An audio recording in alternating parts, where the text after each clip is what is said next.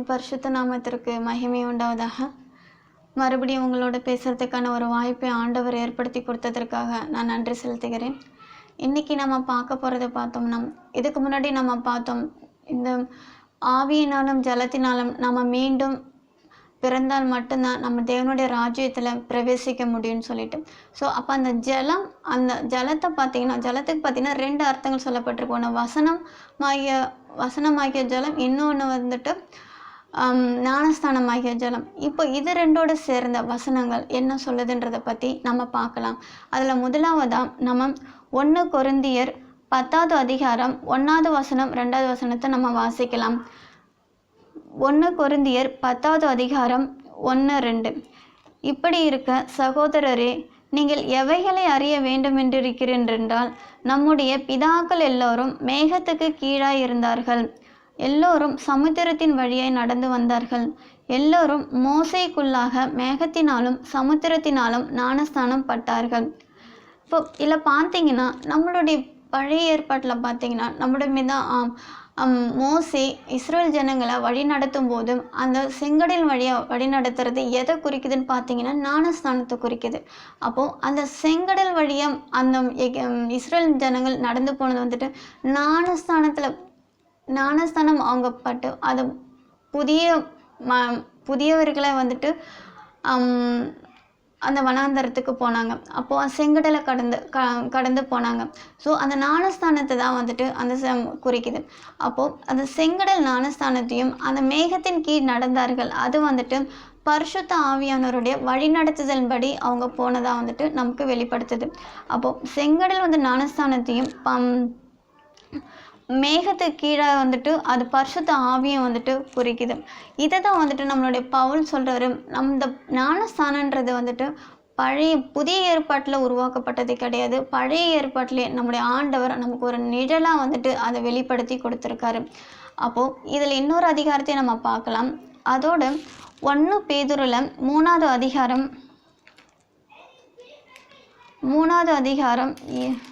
20லிருந்து 21வது வசனம் வரைக்கும் நம்ம வாசிக்கலாம். அந்த ஆவிகள் பூர்வத்திலே நோவா பேழையை ஆயத்தம் பண்ணும் நாட்களிலே தேவன் நீடிய பொறுமையோடு காத்திருந்த போதும் கீழ்ப்படியாமற் போனவைகள். அந்த பேழையிலே சிலராகிய 8 பேர் மாத்திரம் பிரவேசித்து ஜலத்தினாலே காக்கப்பட்டார்கள். அதற்கு ஒப்பனையான ஞானஸ்தானமானது மாமிச அழுக்கை நீக்குதலாயிராமல் தேவனை பற்றும் நல் மனசாட்சியின் உடன்படிக்கையாயிருந்து இப்பொழுது நம்மையும் இயேசு கிறிஸ்துவினுடைய உயிர்த்தெழுதலினால் ரட்சிக்கிறது.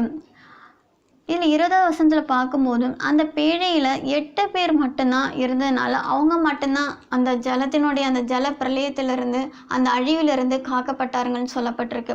அப்போது அந்த பேழை, அந்த ஜல பிரளயம், அந்த தண்ணி, அந்த வெள்ளம் எதை குறிக்குதுன்னா அது ஞானஸ்தானத்துக்கு ஒரு ஒப்பனையாக தான் சொல்லப்பட்டிருக்கு. அது ஞானஸ்தானத்துக்கான ஒரு நிழலாக சொல்லப்பட்டிருக்கு. யாரெல்லாம் விசுவாசித்து ஆண்டவரை ஏற்றுக்கொண்டாங்களோ அவங்கள ஞானஸ்தானம் கண்டிப்பாக விட்டுருவாங்க. அப்போது அந்த இடத்துல வந்துட்டு நோவா மட்டும்தான் ஆண்டவருடைய வார்த்தை கேட்டு அவங்க மட்டும் ஆண்டவருக்கு கீழ்ப்படிந்திருந்ததுனால ஆண்டவர் அந்த குடும்பத்தில் உள்ளவங்களை மட்டும் ஆண்டவர் காப்பாற்றினதாக நம்ம இதில் பார்க்குறோம். இது ஞானஸ்தானம் எடுக்கிறதுக்கான ஒரு நிழலாக ஆண்டவர் வந்துட்டு அதை வெளிப்படுத்தி கொடுத்துருக்காரு. அது ஜெனிசிஸ் ஆதியாகமம் 7வது அதிகாரத்தை நம்ம வாசிக்கும்போது அதில் 6லிருந்து 9வது வசனம் வரைக்கும் நம்ம வாசிக்கலாம். ஜலப்பிரளயம் பூமியின் மேல் உண்டான போது நோவா 600 வயதாயிருந்தான். ஜலப்பிரளயத்துக்கு தப்பும்படி நோவாவும் அவனுடைய கூட அவன் குமாரரும் அவன் மனைவியும் அவன் குமாரரின் மனைவிகளும் பேழைக்குள் பிரவேசித்தார்கள். தேவன் நோவாவுக்கு கட்டளையிட்டபடியே சுத்தமான மிருகங்களிலும் சுத்தமில்லாத மிருகங்களிலும் பூமியின் மேல் ஊறும் பிராணிகள் எல்லாவற்றிலும் ஆணும் பெண்ணும் ஜோடு ஜோடாக நோவாவிடத்தில் பேழைக்குட்பட்டன அப்படின்னு நம்ம பார்க்குறோம். இதில் பார்த்தீங்கன்னா நோவா இதில் ஆண்டவர் சொல்கிறாரு, எல்லா சகலவித மிருகத்துலேயும் வந்துட்டு சுத்தமானதில் சுத்தம் இல்லாத எல்லா வகையான மிருகத்துலையுமே ஒவ்வொரு ஜோடி எடுத்துகிட்டு பேழைக்குள்ளே வைக்கணும்னு ஆண்டவர் வந்துட்டு நோவாவுக்கு சொல்கிறாரு.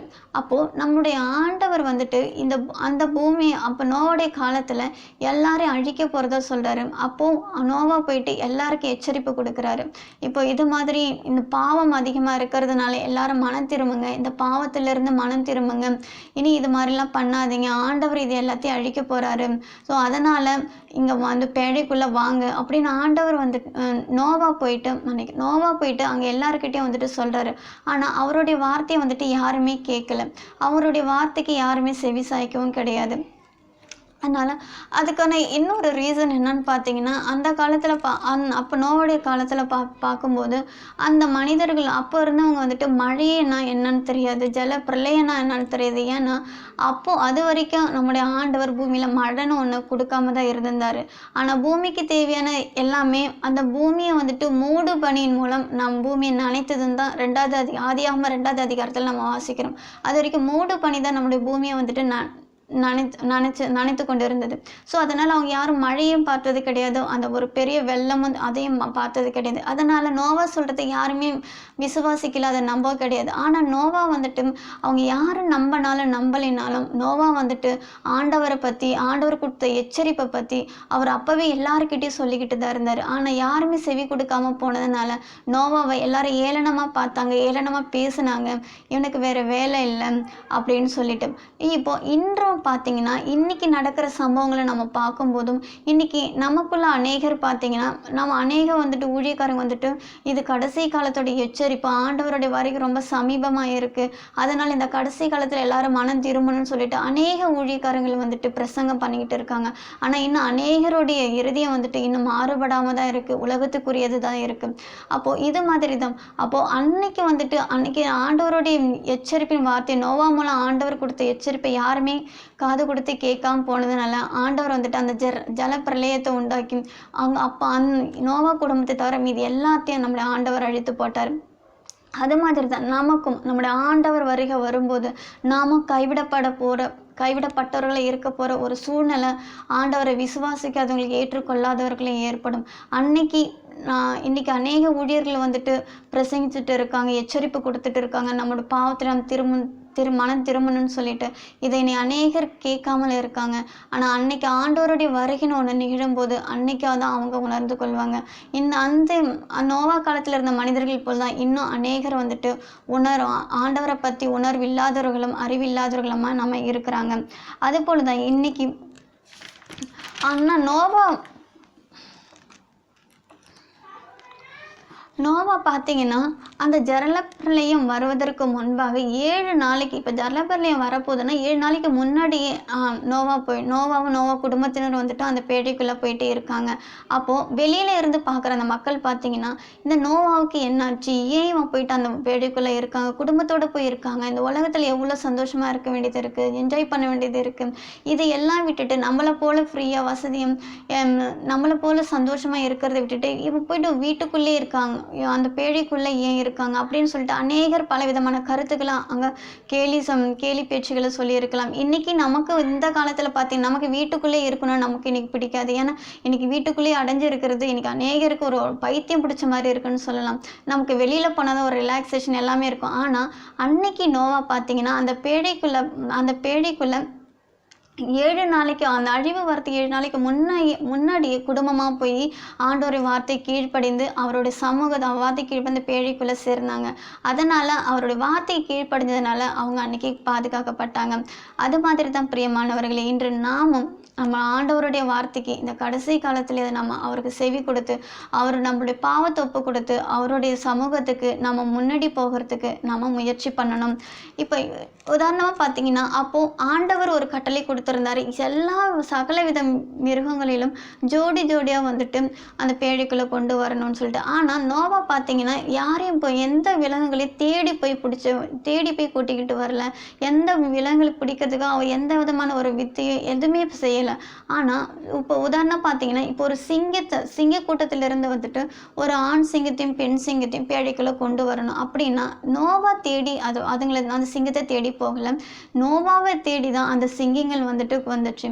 அப்போது இந்த சிங்க கூட்டத்திலிருந்து பார்த்தீங்கன்னா, அந்த சிங்கத்துடைய சுபாவம் நேச்சுரலாகவே எப்படி இருக்கும் நம்ம எல்லாருக்குமே தெரியும். அது அவ்வளோ ஆக்ரோஷமாக இருக்கும். அது பசின்னு வந்ததுன்னா ஒருத்தவங்க சண்டை போட்டுக்கிட்டு இருக்கும். அப்போ அது மாமிசத்தை இன்னொரு விலங்குகளுடைய இறைச்சியை சாப்பிடும். இப்படி ஒரு மாதிரி ஆக்ரோஷமான சுபாவத்தை கொண்டதாக இருக்கும். ஆனால் ஆண்டவர் அந்த சிங்க கூட்டத்திலிருந்து 2 தேர்ந்தெடுக்கிறாரு. ஒரு ஆண் சிங்கத்தையும் ஒரு பெண் சிங்கத்தையும் தேர்ந்தெடுத்து அந்த பேழைக்குள்ளே நோவாவோடைய பேழைக்குள்ளே வரத்துக்கு ஆண்டவர் வந்துட்டு கட்டளையிடுறாரு. அப்போது அந்த நோவோடைய பேழைக்குள்ளே வரும்போது அதோட சிங்கத்துடைய சுபாவத்தை பார்க்கும்போது அதோடைய அந்த பழைய சுபாவம், அந்த ஆக்ரோஷமான சுபாவம், அந்த கோபமான சுபாவம், மற்றவங்களை பயமுறுத்துற அந்த பயங்கரமான சுபாவம், அந்த சுபாவத்திலிருந்து மாறி ஒரு சாந்தமான அமைதியான ஒரு ஆட்டுக்குட்டியை போல அந்த பேழைக்குள்ளே வந்துட்டு அந்த பேழையை நோக்கி அந்த 2 சிங்கங்களும் வருது. அப்போ நோவா அந்த சிங்கங்களை பார்க்கும்போது நோவாவுக்கு அதை பற்றின எந்த ஒரு பயமும் கிடையாது. அது ஒரு ஆட்டுக்குட்டியை போல மெதுவாக நடந்து அந்த பேழையை நோக்கி வரும்போது நோவா அவர் வந்துட்டு அந்த பேழையான கதவுகளை திறந்து கொடுக்குறாரு. அது மாதிரி தான் பிரியமானவர்களே, நாம் இன்னைக்கு நம்மளுடைய பழைய மனிதனை, பழைய சுபாவத்தை விட்டு ஒரு கிறிஸ்துவுக்குள்ள புதிய மனிதராக பிறந்து அந்த ஒரு குழந்தைய போல நம்மளுடைய சுபாவம் இருக்கணும். இப்போ ஒரு குழந்தைக்கு பார்த்தீங்கன்னா அதுக்கு எந்த ஒரு பாவம் இல்லை, எதுவுமே தெரியாது. அது மனசில் ஒரு சுத்தமாக இருக்கும், அவ்வளோ பரிசுத்தமாக இருக்கும் அதோட இருதயம் பார்த்தீங்கன்னா. அது மாதிரி ஒரு பரிசுத்தமான இருதயத்தோட ஆண்டவருக்கு கீழ்ப்படிந்தவர்களாக நம்முடைய கிறிஸ்துவுக்குள்ளே போகணும். அதுதான் இங்கே சொல்லப்பட்டிருக்கு. அப்போது அந்த 2 சிங்கங்களும் பார்த்தீங்கன்னா ஒரு ஆட்டுக்குட்டியை போல் அந்த பேழைக்குள்ளே பிரவேசித்தன அப்படின்னு தான் சொல்லப்பட்டிருக்கு. இந்த இடத்துல பார்த்தீங்கன்னா 2 விதமான கூட்டங்களை நம்ம பார்க்கலாம். 2 வகையை பிரிக்கலாம். ஒன்று, அந்த சிங்க கூட்டத்திலிருந்து வந்துட்டு வேறுபட்ட 2 மனமாறிய 2 சிங்கங்கள், மீதியெல்லாம் மனமாறாத சிங்கங்கள். அப்போது இன்றைய காலகட்டத்தில் பார்த்தீங்கன்னா விசுவாசிகளுக்கிடையே விசுவாசிகளுக்கும் உள்ள வேறுபாடு அது ஒரு பக்கம் இருக்கும். ஆனால் விசுவாசிகளுக்குள்ளேயே பார்த்தீங்கன்னா மனம் மாறிய விசுவாசிகள் இருக்காங்க, மனம் மாறாத கிறிஸ்தவர்கள் இருக்காங்க. ஸோ இந்த மனம் மாறாத கிறிஸ்தவர்கள், மனம் மாறிய கிறிஸ்தவர்களாய் ஆண்டவருக்கு முன்பாக நம்மளுடைய இருதயத்தை அவருக்கு ஒப்பு கொடுத்து அவருடைய சமூகத்துக்கு நம்ம போகணும். இந்த மனம் மாறிய சிங்கங்களை போல நம்மளுடைய இருதயம் மனம் மாறப்பட்டு ஒரு குழந்தையை போல ஒரு பரிசுத்தமான இருதயம் உள்ளவர்களை நாமும் அந்த பேழைக்குள்ள நாமளும் போகணும்.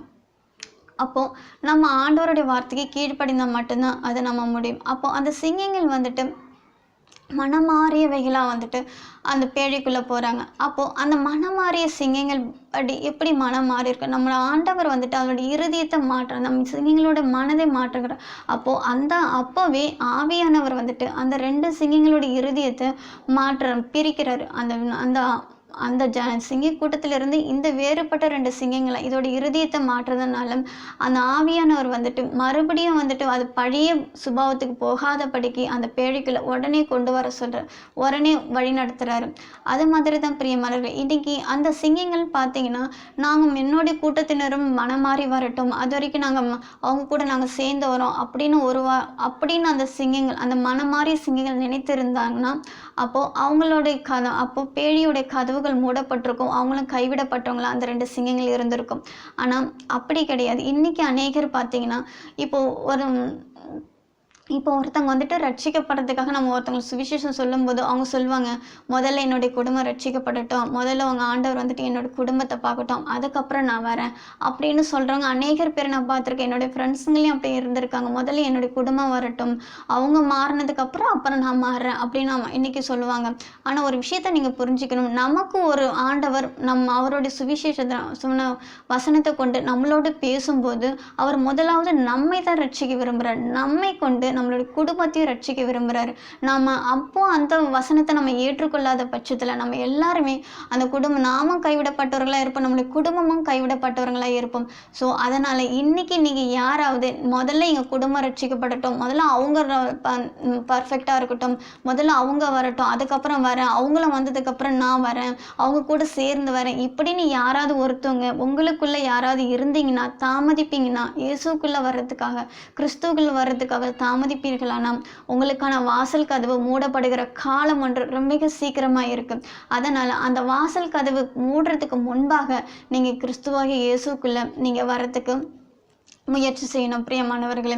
அப்போது அன்னைக்கு அந்த 2 சிங்கிங்களும் அது நான் கூட்டத்தோடு சேர்ந்து வரோம் அப்படின்னு சொல்லப்பட்டிருந்தா அவங்க அந்த பேழைக்குள்ளே அந்த 2 சிங்கங்களும் வந்திருக்க முடியாது. ஆவியானவர் அப்போவே வந்துட்டு அந்த 2 சிங்கங்களை வழிநடத்துவது போல இன்னைக்கு நாமும் அவருக்கு கீழ்ப்படியும் போது பரிசுத்த ஆவியானவர் நம்மையும் கிறிஸ்துவுக்குள்ளாக அவருடைய நித்தியத்துக்கு போகிறதுக்கான பாதையில் நம்மளையும் வழிநடத்துவதற்கு வல்லவராக இருக்கார் பிரியமானவர்களே. இன்னொரு வசனத்தை கூட நம்ம வாசிக்கலாம். இப்போ அந்த காலத்தில் பார்த்தீங்கன்னா ஒரு 30 வருஷத்துக்கு முன்படி பார்த்தீங்கன்னா ஒரு பெந்தகோஸ்தே அந்த சபையில் மட்டும்தான் பரிசுத்த ஆவியை வந்துட்டு அந்நிய பாஷையும் பரிசுத்த ஆவியில் பேசுகிறதும் அந்நிய பாஷைகளை பேசுகிறதும் அப்படின்ற ஒரு காரியம் இருந்தது. மற்ற சபைகள்லாம் வந்துட்டு அதை நம்ம பேசியிருக்க மாட்டாங்க. ஆனால் இன்று இந்த கடைசி காலத்தில் பார்த்தீங்கன்னா எல்லாருமே அந்நிய பாஷை பேசுகிறாங்க, எல்லாருமே பரிசுத்த ஆவியில் நிரம்புகிறாங்க, பலவிதமான காரியங்களை இது சம்மந்தமாக பண்ணிகிட்டு இருக்காங்க. ஆனால் எது உண்மையான பரிசுத்தாவி எது பொய்யான பரிசுத்தாவின்றது இன்னைக்கு நாம தான் பிரியமானவர்களே அதை நாமே பரிசோதித்து பார்க்கணும். இன்னைக்கு பரிசுத்தாவின்னு சொன்னால் அது எல்லாமே பரிசுத்தாவி உண்மையான பரிசுத்தாவி கிடையாது. நீங்கள் நம்மளுடைய பரிசுத்தாவி பார்த்தா நம்மளுடைய பாவத்தை அது உணர்த்துறதா இருக்கும். நம்ம ஒரு விஷயம் செய்ய போகிறது ஒரு தப்பான விஷயம் செய்ய போகிறோன்னா இதை நீ செய்யக்கூடாதுன்னு நம்மளுடைய இறுதியத்தை அதை கண்டித்து உணர்த்துறதா இருக்கும். அதுதான் உண்மையான பரிசுத்த ஆவி. அப்போது நம்மளுடைய பரிசுத்த ஆவியை வந்துட்டு யோவான் 16வது அதிகாரம் 13வது வசனத்தை நம்ம வாசிக்கும் போதும் சகல சத்தியத்திற்குள்ளும் உங்களை வழி நடத்தும். பரிசுத்தாவியனை நமக்குள்ளே வரும்போது சகல சத்தியத்தில் நம்மளை வழி நடத்தும்னு சொல்லப்பட்டிருக்கு. அப்போ பரிசுத்தாவியனை நம்மளை சத்தியத்திற்குள்ளே தான் வழி நடத்துவாரை தவிர இந்த உலக பிரகாரமான காரியங்களை வழி நடத்த மாட்டார், ஒரு தவறான காரியங்களுக்கும் நம்மளை வழி நடத்த மாட்டார். நம்முடைய கிறிஸ்து எப்படி இருந்தாரோ அந்த ஒரு பாதையில் தான் நம்மளை பரிசுத்தாவியனவர் வழி நடத்துவார் பிரியமானவர்களே. நோவா பார்த்தீங்கன்னா அந்த 2 சிங்கங்களையும் இப்போ உதாரணத்துக்கு அந்த 2 சிங்கங்களையும் நம்ம நோவா எந்த ஒரு மிருகங்களையும் விலங்குகளையுமே தேடி போய் கூட்டிகிட்டு வரல. எல்லா விலங்குகளையும் நம்ம ஆண்டவர் வந்துட்டு தானாக பேழைக்குள்ளே வர்றதுக்காக அவர் அந்த விலங்குகளுடைய சுபாவத்தை மாற்றி வைத்திருந்தார், இருதயத்தை மாற்றி வைத்திருந்தார். அது மாதிரி நோவா வந்துட்டு அந்த 2 சிங்கங்களுக்கு பார்த்தீங்கன்னா எந்த ஒரு இறைச்சியை காமிச்சோ ஒரு புல்லை காமிச்சோ ஒரு உணவு கொடுத்தோ நீ வாங்கன்னு சொல்லிட்டு போய் கூப்பிடலாம். அது தானாக தான் மனம் மாறிய சிங்கங்களாக தான் வந்துட்டு பேழைக்குள்ள தானா வந்துச்சு. ஆனா அது மாதிரி தான் இன்னைக்கு அநேக ஊழியக்காரங்கள் பார்த்தீங்கன்னா இன்னைக்கு வசனத்தை போதிக்கும் போதும் இயேசுவை வந்துட்டு சுவிசேஷத்தை சொல்லும் போதும் இன்னைக்கு என்ன பண்ணுறாங்கன்னா அநேகர் இப்போ கஷ்டப்படுறவங்களுக்கும் பாவப்பட்டவங்களையும் உணவும் இல்லாதவங்களையும் அவங்க கிட்ட தான் போகிறாங்க. அவங்க கிட்ட போயிட்டு ஒரு உதவிகள் செய்து உணவுகள் கொடுத்து அவங்களுக்கு ட்ரெஸ்ஸு கொடுத்து துணிமணிகள் கொடுத்து அவங்கள தேவைகளை சந்தித்து இயேசுவின் சுவிசேஷத்தை சொல்கிறாங்க. அது முற்றிலும் தவறு பிரியமானவர்களே. சுவிசேஷத்தை அவங்களுடைய பாவத்தை உணர்த்தி நம்ம சொல்லணுமே தவிர இது மாதிரி அவங்களுக்கு உதவி செய்கிற மாதிரி செய்து ஒரு 2வது பக்க வழியாக ஒரு நேரடியான ஒரு பாதையில் இயேசுவை அறிவிக்காமல் ஒரு சைடான ஒரு பின்வாசல் வழியாக நம்ம வந்துட்டு ஆண்டவர் வந்துட்டு அறிமுகப்படுத்துகிறோம். அப்போது அவங்களுக்கு வந்துட்டு நம்ம இந்த பொருட்கள்லாம் கொடுக்கும்போது அவங்களுக்கு இந்த பொருட்கள் மேலே நம்மளுக்கு உதவி செய்கிறாங்க அப்படின்ட்டு ஒரு நல்ல ஒரு அபிப்பிராயம் தான் இருக்குமே தவிர ஆண்டவருடைய அன்பை அவங்க புரிஞ்சிக்க மாட்டாங்க, அவங்களுடைய பாவம் என்னன்றதை அவங்க உணர மாட்டாங்க. ஸோ இந்த ஒரு விஷயம் இந்த மாதிரி ஒரு சுவிசேஷத்தையோ ஒரு வசன போதிப்பையோ நாம் யாருக்கும் சொல்லக்கூடாது பிரியமானவர்களே. நோவா யாருமே தேடி போகலை, நோவாவை தேடி தான் அந்த விலங்குகள் வந்ததாக சொல்லப்பட்டிருக்கு. அப்போது நாம் போயிட்டு நம்மளோட சுவிசேஷத்தை வந்துட்டு அவருடைய பாவத்தை குறித்து உணர்த்தணுமே தவிர இந்த மாதிரி பொருட்களையும் அவங்களுக்கு உதவி செஞ்சோ நம்ம சுவிசேஷத்தை சொல்லக்கூடாது. சுவிசேஷத்திற்குன்னு ஒரு தனித்துவமான ஒரு முக்கியத்துவம் இருக்குது பிரியமானவர், அதுக்குன்னு ஒரு மகத்துவம் இருக்குது, அதை நம்ம வீணாக்கக்கூடாது. நான் கேட்ட ஒரு சாட்சி நான் உங்ககிட்ட நான் ஷேர் பண்ண விரும்புகிறேன். என்னென்னா ஒரு 10 வருஷத்துக்கு முன்பாக ஒரு ஊழியர் இந்த சாட்சி சொல்லி நான் கேள்விப்பட்டிருக்கேன். அதாவது ஒரு முஸ்லீம், அவர் வந்துட்டு ஒரு முஸ்லீம் குடும்பத்தை சேர்ந்தவர். ஆனால் அவர் நல்ல பெரிய ஒரு ஜம்மு காஷ்மீரில் ஒருத்தர். அந்த ஜம்மு காஷ்மீரில் பார்த்திங்கன்னா அவர் ட்ரேட் யூனியன் பிரசிடெண்ட்டாக இருந்தவர். அவர் வந்துட்டு சுவிசேஷத்தை அந்த ஊழியக்காரருடைய சுவிசேஷத்தை கேட்டு ஆண்டவருடைய வசனத்தை கேட்டு அவர் ஆண்டவரை தன்னோட இரட்சகரை ஏற்றுக்கொள்கிறாரு. அப்போது அவரை ஆண்டவரை ஏற்றுக்கொள்ளும் போது அந்த சமயம் அந்த ஏற்றுக்கொள்கிற அந்த சமயத்தில் பார்த்தீங்கன்னா அவர் எம்எல்ஏ ஆகணும் அப்படின்றதுனால அதுக்கான முயற்சிகளையும் ஈடுபட்டுட்டு இருந்தார். ஏன்னா அந்த சமயத்தில் ஒரு எலெக்ஷன் ஒரு டைம்ன்றதுனால அந்த எம்எல்ஏவாக ஆகணும் அப்படின்ற ஒரு முயற்சியிலையும் அவர் சைடில் பண்ணிகிட்டு இருந்தார். அதுக்கான ஒரு இடையில கேப்பில் தான் வந்துட்டு இவங்க ரட்சிக்கப்படுறாங்க. அப்போது ரட்சிக்கப்பட்டதுக்கப்புறம் அவருடைய இறுதியத்தில் வந்துட்டு இந்த உலகத்துடைய ராஜ்யம் எதுவும் வேண்டாம் அப்படின்னு ஒரு முடிவு எடுத்துட்டு அந்த எம்எல்ஏ அந்த இதில் இருந்துட்டு வந்துட்டு அவர் விலகி இருக்கார். ஆனால் அவங்களுடைய கட்சியில் இருக்கிறவங்க எல்லாரும் வந்துட்டு அந்த முஸ்லீம் அந்த மனிதர்கிட்ட வந்துட்டு நீங்கள் மறுபடியும் நிற்கணும், நீங்கள் இருந்துக்கிட்டே நீங்கள் உங்கள் வேலையை பாருங்கள், நீங்கள் இங்கே இருந்துக்கிட்டே உங்கள்கிட்ட சுவிசேஷத்தை கூட நீங்கள் சொல்லலாம் அப்படின்ற மாதிரி அவங்களுடைய இருதயத்தை மாற்றுகிற விதமாக அவங்கள மறுபடியும் நிற்க வைக்கிறதுக்காக பல்வேறு முயற்சிகள் பண்ணுறாங்க. அப்போது அந்த முஸ்லீம் வந்துட்டு இந்த ஊழியக்காரர்கிட்ட கால் பண்ணி கேட்கும்போது அவங்க சொல்கிறாங்க, உங்களுக்கு இந்த உலகத்துக்குடைய ராஜ்யம் வேணும்னா நீங்கள் ஆண்டவருடைய ராஜ்யத்தில் வர முடியாது, ஏதாவது ஒருத்தருக்கு மட்டும்தான், யாராவது ஒருத்தருக்கு தான் நீங்கள் ஊழியம் செய்ய முடியும்னு சொல்லிட்டு அவர் தெளிவாக சொல்லிடுறாரு. அதனால் அவங்க அந்த எம்எல்ஏ பதவியில் வந்துட்டு நான் இருக்க மாட்டேன், மன்னிக்கணும், அந்த எலெக்ஷனில் நான் நிற்க மாட்டேன் அப்படின்னு சொல்லிட்டு தெளிவான ஒரு முடிவை எல்லாருக்கும் சொல்லிடுறாரு. அப்போது அதனால் கோவப்பட்ட அவங்க கட்சியில் இருக்கிறவங்களும் அவங்க குடும்பத்தில் மனைவியும் எல்லாருமே வந்துட்டு அவருக்கு விரோதமாக செயல்படுறாங்க. அப்போது 3 முறை அவரை கூட்டிகிட்டு போயிட்டு பயங்கரமாக அடித்து துன்புறுத்தி காயத்தோடு ரொம்ப ஒரு ஆக்ரோஷமான ஒரு பரிதாபத்துக்குரிய ஒரு நிலைக்கு தகுந்த மாதிரி அவர் ரொம்பவும் கஷ்டப்படுத்தி அவங்கள சரீர பிரகாரமாக ரொம்ப கொடுமைப்படுத்தினாங்க. அவ்வளோ கொடுமைப்படுத்தணும், அவருக்கு பேச்சு கூட வர முடியாத அளவுக்கு அவங்கள கஷ்டப்படுத்தி அடித்து துன்புறுத்தி இருக்காங்க. இதுக்கு அவங்க மனைவியும் கூட சாட்சியாக கூட இருந்திருக்காங்க, இதுக்கு சப்போர்ட் பண்ணியிருக்காங்க. அப்படி ஒரு சூழ்நிலையில் இருக்கும்போது இந்த ஊழியக்காரர் இந்த விஷயத்தை கேட்டு அவங்க கிட்ட போகும்போது அவர் இதெல்லாம் சொல்லும்போது ஆண்டவருடைய சமூகத்தில் ஒப்பு கொடுத்து அவங்க குடும்பத்தில் இருக்கிறவங்க அவங்களுடைய மனைவிக்கும் சுவிசேஷத்தை சொல்கிறாங்க, இவரையும் வந்துட்டு பலப்படுத்துகிறாரு. அப்போது அந்த குடும்பத்தில் இருக்கிறவங்க அவங்க மனைவி அந்த சுவிசேஷத்தை கேட்கும்போது அவங்களோட இருதயமும் வந்துட்டு மாறுது. அப்போது அவங்களும் ரட்சிகரம் இயேசு வந்துட்டு ஏற்றுக்கொள்கிறாங்க. அப்போ இப்படி ஏற்றுக்கொள்ளும் போது அவங்க குடும்பமாக வந்துட்டு ஆண்டவருக்காக வைராக்கியமாக இந்த உலகத்துடைய ராஜ்யம் எனக்கு வேண்டாம், ஆண்டவருடைய ராஜ்யம் மட்டும் போதும் அப்படின்னு ஒரு தெளிவான முடிவு ஆண்டவருக்காக வைராக்கியமாக நிற்கும் போது ஆண்டவர் அவர் குடும்பத்தை வந்துட்டு இது வரைக்கும் வந்துட்டு அவர் ஊழியத்தின் பாதையில் ஒரு கர்த்தருக்குள்ள ஒரு நல்ல ஊழியக்காரராக இன்னும் வழி நடத்திக்கிட்டே இருக்காரு. இது மாதிரி தான் பிரியமானவர்களே, ஆண்டவர் இதுதான் எதிர்பார்ப்பார். இந்த உலகத்துக்குரியது எதுவுமே நமக்கு நிரந்தரம் இல்லாதனால நம்மளுடைய ஆசைகள் எதுவும் இந்த உலகத்துக்கு பின்னாடி போகக்கூடாது, நம்மளுடைய சிந்தனைகள் இந்த உலகத்துக்கு பின்னாடி போகக்கூடாது, நம்முடைய ஆண்டவருக்கு பின்பாக நம்ம ஆண்டவர் சொல்ல பூமிக்குரியதை நம்ம தேடக்கூடாது, பூமிக்கு மேலே உள்ளதான் நம்ம தேடணும்னு சொல்லியிருக்காரு. அது இந்த ஆவிக்குரிய விஷயங்களை தான் நம்ம தேடணுமே தவிர இந்த பூமிக்குரிய விஷயங்களை நம்ம தேடக்கூடாது. இப்படி இது மாதிரி அநேக சம்பவங்கள் அநேகர் ஆண்டவருக்காய் வந்துட்டு அவரோ பெரிய எம்எல்ஏ போஸ்டில் நிற்க போகிற அவரு வந்துட்டு அது எல்லாமே வேண்டாம், ஆண்டவர் மட்டும் போதும், இவ்வளோ வைராக்கியமாக நிற்கிறாங்கன்னா அப்போ எந்த அளவுக்கு ஆண்டவருடைய அன்பை அவர் ருசிச்சு பார்த்துருப்பாங்கன்னு நீங்கள் யோசிச்சு பாருங்க பிரியமானவர்களே. ஆண்டவரோட குடும்பத்தில் அவரும் சேரணும்னு எந்த அளவுக்கு அவர் உறுதியாக இருந்திருக்காங்க பாருங்கள். அது மாதிரி தான் பிரியங்களே, நம்முடைய ஆண்டவருடைய குடும்பத்தில் நம்ம வசிக்கணும்னா, அந்த ஆண்டவருடைய குடும்பத்தில் நம்ம தங்கணும்னா, அவருடைய ராஜ்யத்தில் நம்ம பிரவேசிக்கணும்னா நம்முடைய ஆண்டவர் சொன்ன மாதிரி அவருடைய சிலுவையை எடுத்துக்கிட்டு அவர் பின்னாடி போனால் மட்டுமே தான் முடியுமே தவிர இந்த உலகத்தின் பின்னாடி நம்ம போகும்போது அது கண்டிப்பாக அவருடைய ராஜ்யத்தில் நம்ம கொண்டு போய் சேர்க்க முடியாது பிரியமானவர்களே. அதே மாதிரி தான் நோவா வந்துட்டு பேழைக்குள்ளே ஒவ்வொரு விலங்குகளையும் ஒவ்வொரு ஜோடியாக வந்துட்டு இருக்கும்போது இந்த சிங்கனா அது ஒரு தனி இடத்துல வைக்கணும், கரடினா அது தனி இடத்துல வைக்கணும், புலினா அது ஒரு தனி இடத்துல வைக்கணும், இப்படி எல்லாத்தையும் தனித்தனியான ஒரு இடத்துல வைக்காமல் எல்லா விலங்குகளையும் நிறைய விலங்குகள் ஒன்றுக்கு ஒன்று பார்த்துட்டு எதிராக இருக்கும், சண்டை போடுற மாதிரி இருக்கும், இப்படி எல்லா விலங்குகளையும் ஒரே இடத்துல நோவா வந்துட்டு அந்த பேழைக்குள்ளே வைக்கிறாரு. அப்போ அந்த ஒரே இடத்துல எல்லா விதமான விலங்குகளும் இருக்கும்போது அந்த விலங்குகளுக்குள்ள எந்த ஒரு சண்டையும் இல்லை, எந்த ஒரு எதிர்ப்பும் இல்லாமல் சமாதானத்தோட சந்தோஷமாக அந்த இடத்துல இருக்கிறத நம்ம பார்க்குறோம் பிரியமானவர்களே. இது மாதிரி தான் பிரியமானவர்களே, நம்முடைய ஆண்டவர் சமூகத்தில் வரும்போது நம்ம எல்லாருமே ஒன்று தான். நீ பெரியவன் நான் பெரியவன், நீ உயர்ந்தவன் நான் உயர்ந்தவன், நீ அந்த ஜாதி நான் இந்த ஜாதி. இன்னைக்கு நம்ம பூமியில் பார்த்தீங்கன்னா கிறிஸ்துவுக்குள்ள அநேக பிரிவினைகள் இருக்கு. ஆனால் இந்த பிரிவினைகள் எல்லாம் இந்த பூமியில் தான் மட்டும்தான் தவிர இந்த உலகத்தில் மட்டும்தான் தவிர நம்ம தேவனுடைய ராஜ்யத்தில் கிடையாது பிரியமானவர்களே. நம்முடைய ஆண்டவருக்கு முன்பாக நம்ம எல்லாரும் சமமானவர்கள் தான். நம்முடைய ஆண்டவருக்கு முன்பாக நம்ம எல்லாரும் ஒரே மாதிரியானவர்கள் தான். அதனால தான் நம்ம திருவிருந்து எடுக்கும்போது கூட நம்ம ஒரே கப்பில் வந்துட்டு ஒரே கப்பில் நம்ம எல்லாருமே வந்துட்டு திருவிருந்து எடுக்கிறோம். ஆனால் இன்றைக்கி அநேகர் வந்துட்டு வேறு வேறு கப்பில் வச்சு திருவிருந்து எடுத்துகிட்டு இருக்காங்க. அது முற்றிலும் தவறு பிரியமானவர்களே.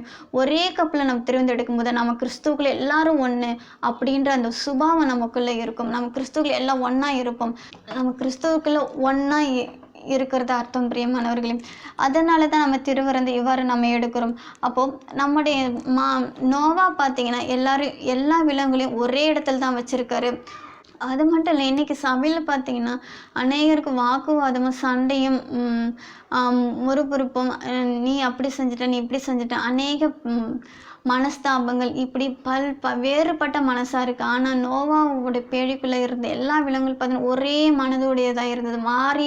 மனம் மாறிய விலங்குகளாக இருந்தன.